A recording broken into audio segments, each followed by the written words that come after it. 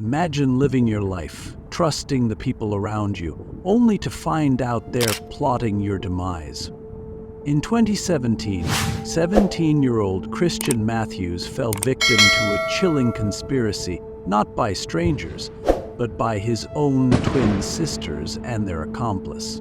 This isn't just a story about murder, it's a harrowing tale of betrayal, manipulation, and the devastating consequences of broken family bonds. This is a story that will leave you questioning everything you thought you knew about trust.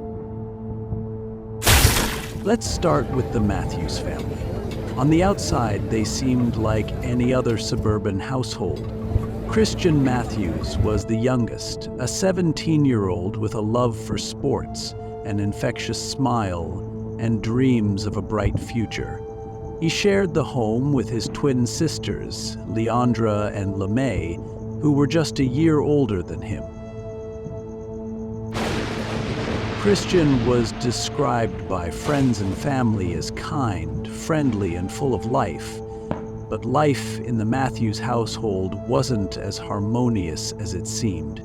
Tensions had been brewing for years, with sibling rivalries that went beyond the usual disagreements. The long terror of getting put in prison was real, he said of the hardships. Leandra, in particular, had started to grow distant. Her relationship with Tycian Lipford was a major factor.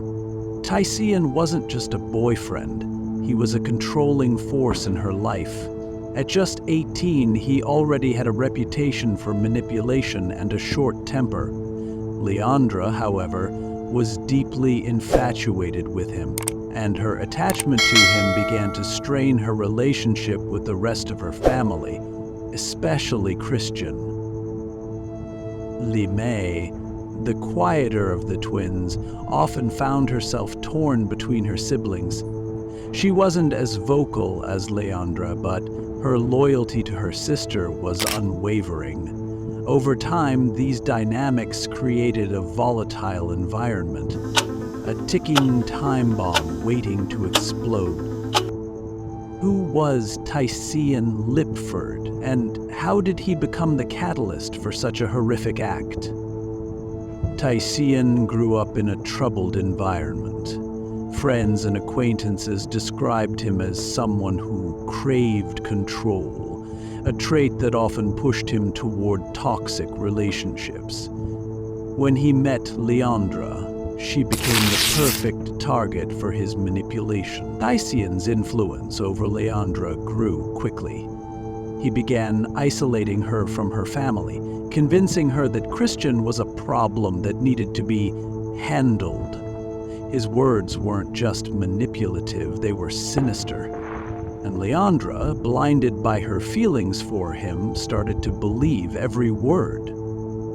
It's important to understand how manipulation works. Tycian didn't just tell Leandra what to do. He made her feel like she had no other choice. By the time the plan to eliminate Christian was forming, Leandra was fully under his control, and LeMay wasn't far behind. Tycian Lipford's behavior wasn't sudden or impulsive, it had been building for years. People who crossed paths with him often noted his ability to manipulate situations to his advantage. He wasn't the type to shout or make overt threats. Instead, he worked in subtle, insidious ways. His words had a way of planting doubt, of making people question their instincts, and of bending their loyalty toward him. In his relationship with Leandra, this skill was on full display. At first, it seemed like a normal teenage romance, but over time, Tycian's need for control became evident. He isolated her, pulling her away from her family and friends, ensuring that his voice was the only one she trusted. March 21, 2017, started like any other night in the Matthews household. The family settled into their routines, unaware of the darkness lurking just beneath the surface. Christian went to bed early, tired from a long day at school. He had no idea that his own family was plotting against him. As the house fell silent, Tycia and Daniel Howard entered. The details of what happened next are chilling. Christian was sound asleep when Tycian approached him. There was no chance to fight back, no time to react.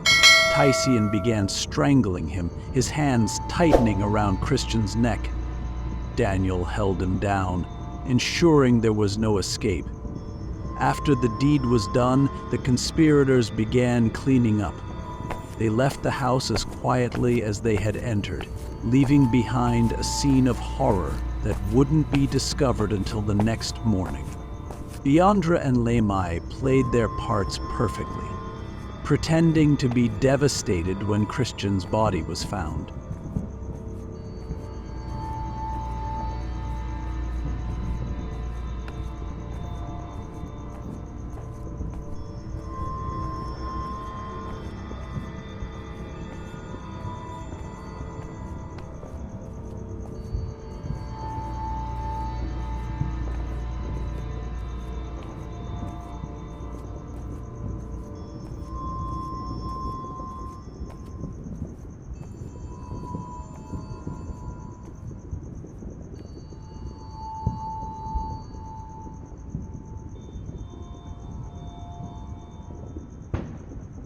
When police arrived at the Matthews home, they were met with confusion and grief, or so it seemed. But something didn't sit right with the detectives. Leandra's behavior, in particular, raised suspicions. She was too composed, too rehearsed. The breakthrough came when investigators uncovered text messages between Leandra and Tyson. These weren't just casual conversations. They were detailed plans. They messaged everything, from the timing of the murder to how they would cover their tracks. It's undeniable proof of her involvement. As detectives dug deeper, they interviewed friends, neighbors, and classmates, piecing together the dynamics within the Matthews family. It became clear that Tycian wasn't the only one to blame. Leandra and Lemay were active participants in this tragic conspiracy. The case was solid, but it wasn't without its challenges. The defense argued that Leandra and Lemay had been manipulated, that Tycian was the mastermind, but the evidence spoke for itself. This wasn't a case of coercion. This was cold, calculated murder. As investigators walked through the Matthews home, they couldn't ignore the eerie quiet that hung in the air. The scene was unnerving, not just because of the tragedy that had unfolded, but because of the lack of signs that anything was amiss. The house was meticulously clean, with no indication of a struggle, which was unusual in cases like this. The trial was emotional, to say the least. In August 2023, Leandra stood before a jury, facing charges of second-degree murder. The courtroom was packed, with family members and community members watching closely. Prosecutors presented their case with precision. The text messages, Leandra's confession, and forensic evidence painted a clear picture of what had happened.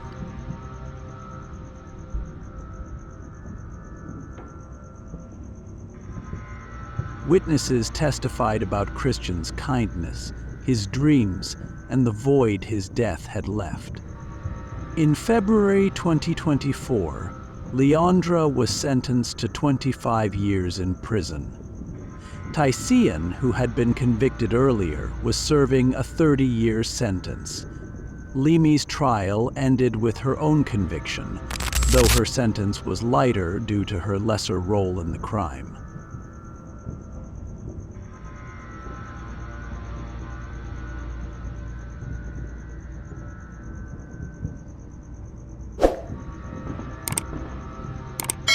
For the Matthews family, justice was served, But the wounds left by this tragedy will never fully heal. Christian's death wasn't just a loss for his family, it was a loss for an entire community.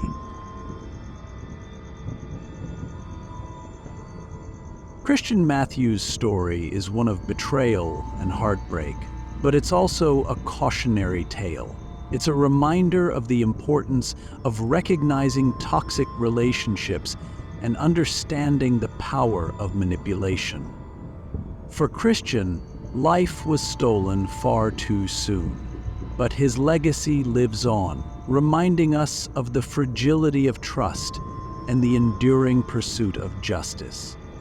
May his memory inspire us to be vigilant, compassionate, and above all committed to protecting the bonds that make us human.